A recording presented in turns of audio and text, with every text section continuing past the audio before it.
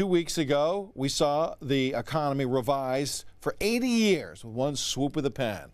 Here to talk about those new way of calculating our economic growth is Peter Schiff. He's the CEO of Euro Pacific Capital. So we came in at 1.7%, and that was better than expected. But the new math, when they show the math, you don't like it. What don't you like about it, Peter? Well, you know, there's an interesting phenomenon. Ever since 2008, when this Great Recession began, 2/3 of the preliminary estimates of GDP have been revised downward. 2/3 of them. And the size of the downward revisions has been 50% greater than the upward revisions. I don't think this is an accident. You know, from 2000 to 2008, we actually had 2/3 as many upward revisions as downward revisions, and the size of the revisions was about the same. So I think we've been getting overly optimistic assessments from the government that the media will highlight. And then months later, as they're downwardly revised, they don't talk about it. Like when they reported the 1.7% growth for the second quarter, nobody paid attention to another downward revision. The first quarter is now estimated to be only 1.1. It was originally reported at 2.5.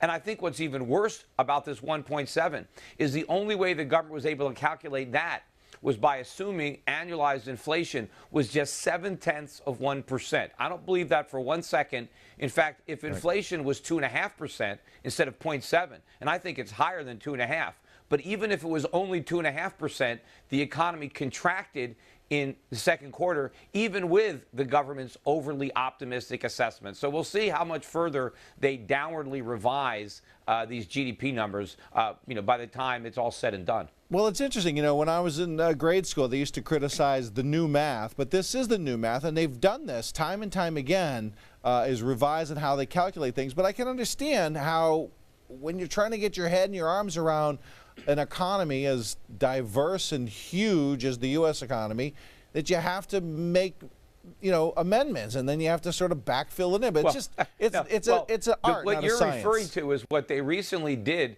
They decided to change the very definition of GDP because they're including as business investment, as capital investment, the money Hollywood spends on shooting motion pictures, which is absurd. That's not investment.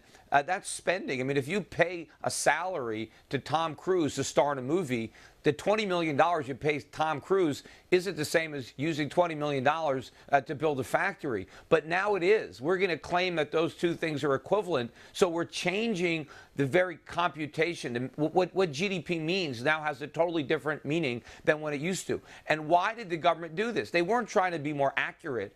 They were trying to get a bigger number. And they see that our manufacturing sector is shrinking. Real capital investment is going away. And so what they're trying to do is label ordinary expenses on consumer goods, because a movie is a consumer good. It's not a capital good.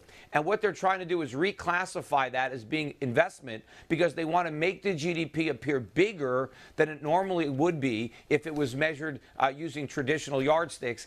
And they want to make the growth appear bigger. So this is government propaganda. This is what they've always been doing throughout the years when they measure inflation, unemployment, or GDP. They constantly redefine the method for calculating the numbers because they want the numbers to look better.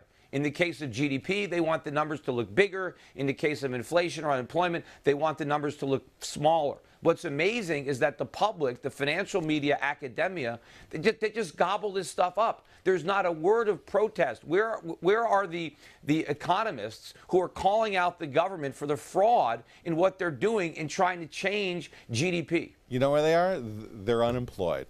Unfortunately, there's no fighting the man, Peter. You know that. Unfortunately, they're not. They're employed brainwashing our kids at universities. Oh, well, there's that. All right, the CEO of Euro Pacific Capital in only the way he can say it, Peter Schiff. Great to have you on.